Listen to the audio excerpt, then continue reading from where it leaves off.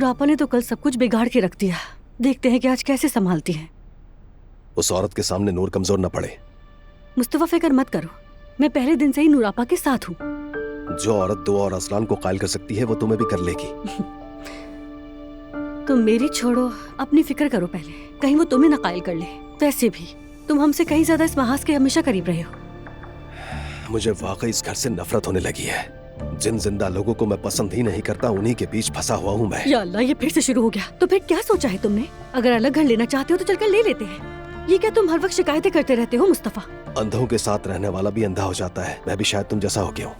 या अल्लाह, मुझे सब्र दे, कसम से मैं तुम्हें बर्दाश्त नहीं कर सकती। मैं जा रही हूँ, तुम्हें संभालते संभालते मेरा दिमाग भी खराब हो जाएगा। ला हौला वला कुव्वता इल्ला बिल्लाह।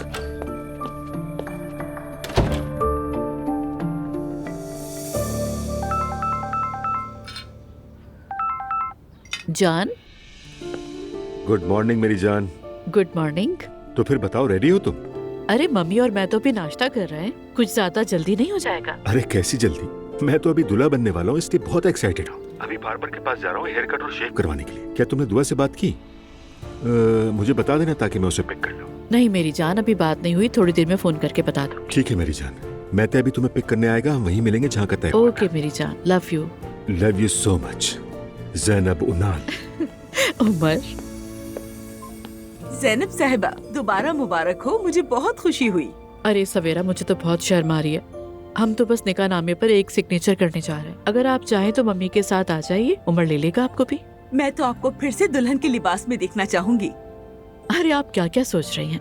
अरे तो क्या तुम सफेद लिबास नहीं पहनोगी? अरे नहीं मम्मी, मतलब मैं कितनी बार व्हाइट ड्रेस पहनूंगी। अरे बेटा ऐसा ना कहो, मुनासिब नहीं लगेगा।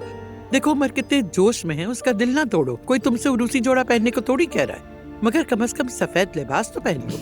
अरे सिर्फ सफेद लिबास पहनने को तो कहा है बेटा। अच्छा मम्मी ठीक है, मैं कबर्ड देख लेती हूँ, कोई व्हाइट ड्रेस होगा तो पहन लूंगी। अभी फिलहाल दुआ को फोन कर दूं, वरना भूल जाऊंगी। चलो फराज। मेरी बेगम।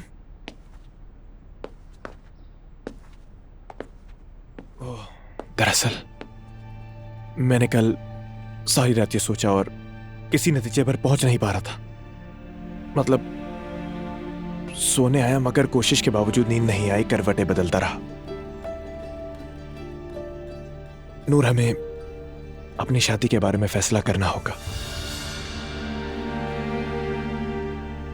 आज दफ्तर से निकलकर मैं अपने घर यानी अम्मी के घर जा रहा हूं। अब मैं चाहता हूं कि बतौर मेरी बीवी तुम भी मेरे साथ चलो।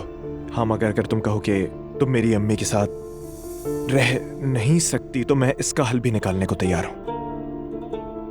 मगर मैं आज आखिरी बार तुम्हारे बाबा के इस मेज पर बैठूंगा जहां हमें चाहा नहीं जाता, ये जान लो। तो तुम मुझे अकेला छोड़ रहे हो? रास्ते में छोड़ दोगे क्या? ऐसा है? देखो तुम ये मैं शुरू से तुम्हारे साथ था और जिंदगी भर रहूंगा, मगर बात अब और रुख ले रही है और दिन ब दिन रुख बदल रही है। मतलब मेरे अंदर भी अब बर्दाश्त की ताकत नहीं रही और अपनी अम्मी की बातें ना मानूं मगर तुम्हारे बाबा की डांट रोज बरोज सुनता जा रहा हूं और सिर्फ तुम्हारी खातिर खामोश हूं। मगर अब बस बहुत हो गया है ना नूर। मैंने तो तुम्हें कभी दुख नहीं देना चाहा। हाँ नूर, मैं जानता हूं, मगर शायद यही बेहतर है। तुम आओ या ना आना चाहो, मेरे लिए ये घर अब खत्म हो चुका है। समझ गई, ठीक है।